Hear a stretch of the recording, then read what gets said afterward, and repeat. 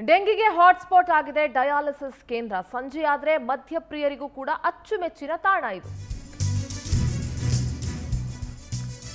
ಡೆಂಗಿಗೆ hotspot ಆಗಿದೆ dialysis centre. ಸಂಜೆಯಾದ್ರೆ ಮದ್ಯಪ್ರಿಯರಿಗೂ ಅಚ್ಚುಮೆಚ್ಚಿನ ತಾಣ. ಅವ್ಯವಸ್ಥೆಯ ಆಗರವಾಗಿದೆ ಡಯಾಲಿಸಿಸ್ ಕೇಂದ್ರ. ಬೆಂಗಳೂರಿನ ಚಾಮರಾಜಪೇಟೆಯಲ್ಲಿದೆ ಡಯಾಲಿಸಿಸ್ ಸೆಂಟರ್.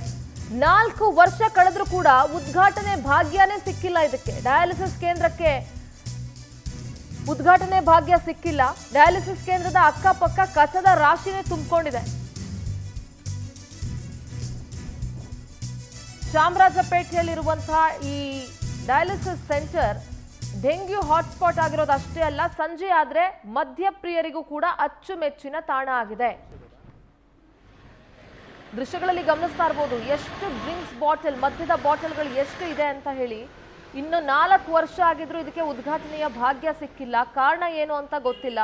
ಸರ್ಕಾರ ಅಥವಾ ಆರೋಗ್ಯ ಇಲಾಖೆ ಇದಕ್ಕೇನಾದ್ರೂ ರಾಹುಕಾಲ ಗುಳಿಕ ಕಾಲ ನೋಡ್ತಾ ಇದ್ದಾರೋ ಇಲ್ಲ ಮೀನಾಮೇಷ ಏನಕ್ಕೆ ಎಣಿಸ್ತಾ ಇದ್ದಾರೆ ಗೊತ್ತಿಲ್ಲ. ಇನ್ನು ಡಯಾಲಿಸಿಸ್ ಕೇಂದ್ರದ ಅವ್ಯವಸ್ಥೆ ಬಗ್ಗೆ ನಮ್ಮ ಪ್ರತಿನಿಧಿ ವರ್ಷಿತಾ ಪ್ರತ್ಯಕ್ಷ ವರದಿಯನ್ನ ಕೊಟ್ಟಿದ್ದಾರೆ, ಬನ್ನಿ ನೋಡೋಣ.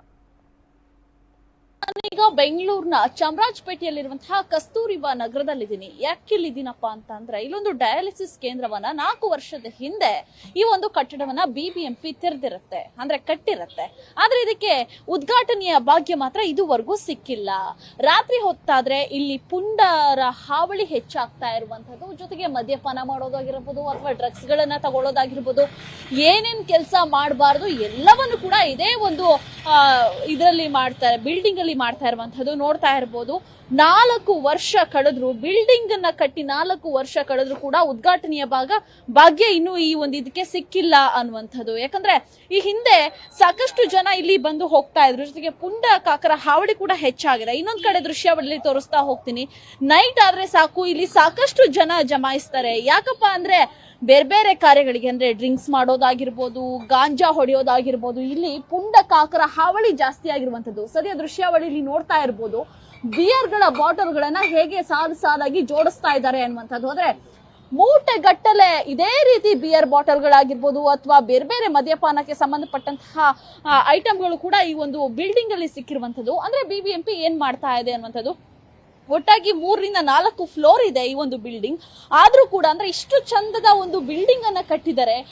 ಬಿಲ್ಡಿಂಗ್ ಕಟ್ಟಿದ್ರು ಕೂಡ ಯಾಕೆ ಇನ್ನೂ ಕೂಡ ಉದ್ಘಾಟನೆ ಮಾಡಿಲ್ಲ ಅನ್ನುವಂಥದ್ದು ಈಗ ಕಾಡ್ತಾ ಇದೆ. ಸದ್ಯ ದೃಶ್ಯಾವಳಿ ನೋಡ್ತಾ ಇರ್ಬೋದು. ಅಂದ್ರೆ ಎಷ್ಟೋ ಕಡೆಗಳಲ್ಲಿ ಸಾಕಷ್ಟು ಹಾಸ್ಪಿಟಲ್ಗಳನ್ನ ಜನರಿಗೆ ಉಪಯೋಗ ಆಗ್ಲಿ ಅಂತ ತೆರೀತಾರೆ. ಆದ್ರೆ ಇದನ್ನು ಕೂಡ ಡಯಾಲಿಸಿಸ್ ಕೇಂದ್ರವನ್ನ ಅದೇ ರೀತಿಯಾಗಿ BBMP ಒಂದು ಕಟ್ಟಡವನ್ನ ಕಟ್ಟಿ ಅಚ್ಚುಕಟ್ಟಾಗಿ ನೆರವೇರಿಸಬೇಕು ಅಂತ ಮಾಡಿರುತ್ತೆ. ಆದ್ರೆ ಈಗ ಈ ಒಂದು ಬಿಲ್ಡಿಂಗ್ ಪಾಳು ಬಿದ್ದ ಸ್ಥಿತಿಗೆ ತಲುಪ್ತಾ ಇದೆ.